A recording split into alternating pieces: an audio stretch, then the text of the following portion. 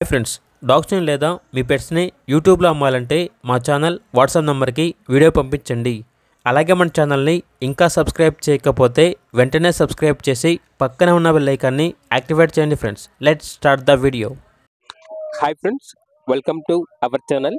ఈరోజు మీకోసం top quality European line Doberman puppies అనేవి అమ్మకానికి అయితే తీసుకురావటం జరిగింది.